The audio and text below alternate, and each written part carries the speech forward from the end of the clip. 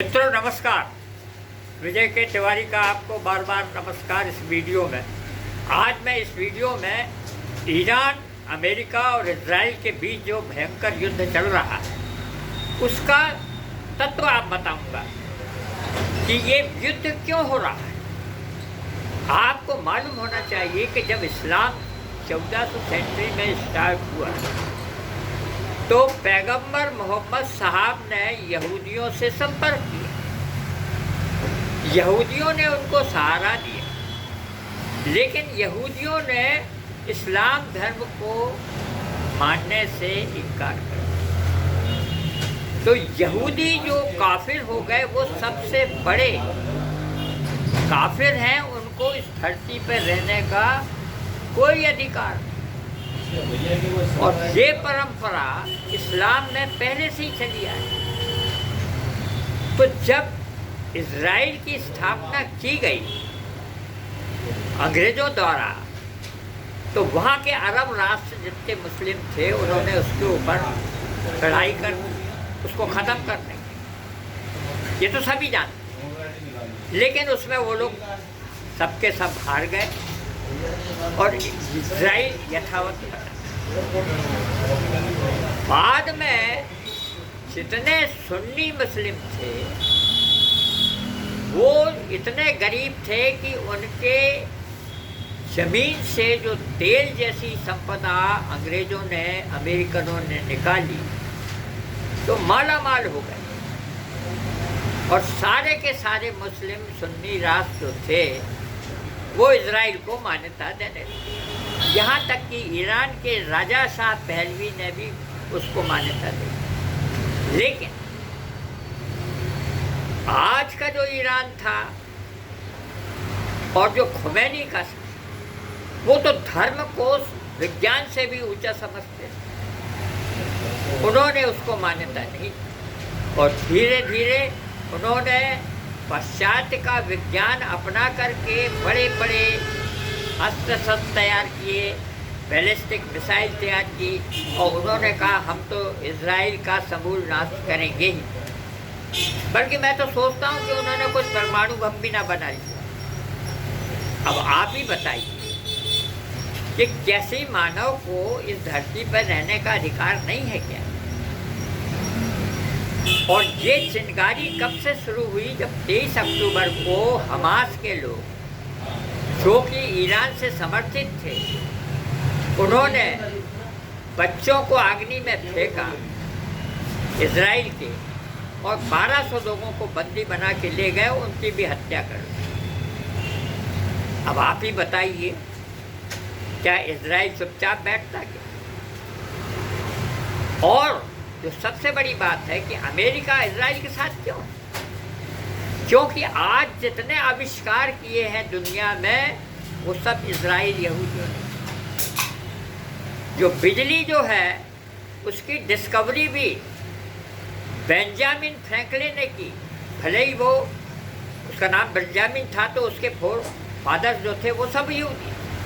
और आज उसी बिजली को ईरान की जो सत्ता है वो जलाती है, उसी से उसका प्रकाश मिलता है, लेकिन वो नहीं मानता। आज जितने भी आपके अस्त्र शस्त्र सब पुराने जो हैं वो सब अमेरिकन की नकल करके उन्होंने डेवलप किए। और ब्रिटिश ने ही ईरान को इतना समृद्ध बनाया, वहाँ तेल के कुएं खोदे, उनको इतना समृद्धि। तो सारे मुस्लिम देशों को समृद्ध बनाने में और जो मशीनरी वहाँ फिक्स की, ये लोग, इनके पास तो दिमाग ही नहीं था। सब अमेरिकन, अंग्रेजों ने, फ्रेंच ने, जर्मन ने जाकर के उनको बनाया। अब ईरान इस हर धर्मिता पर है कि हम तो चाहे शहादत दें, लेकिन हम तो यहूदी यानी इजराइल राष्ट्र को मान्यता नहीं दें। आज का सलूशन सिर्फ यह है कि आप टेबल पे बैठिए और ईरान इजराइल को मान्यता दे और अपने अस्त्र शस्त्र को विराम लगा दे, कि हम इसके विरुद्ध नहीं लड़ेंगे, तो शांति स्थापित हो जाएगी।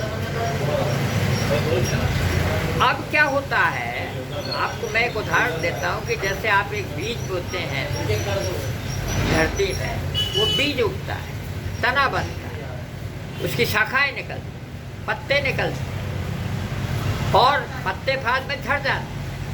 उसी तरह जब एक बार ये युद्ध शुरू हो गया तो उसके बाद इतनी समस्याएं खड़ी हो जाती हैं कि साहब अमेरिका ने, इजराइल ने क्यों युद्ध शुरू किया, और ये तो होना ही नहीं था, और उनको नेटो देश के भी नहीं दे रहे हैं सहायता, और लोगों को इतनी मुसीबतें झेलना पड़ रही हैं, और इसमें इजराइल और अमेरिका ने गलती की है।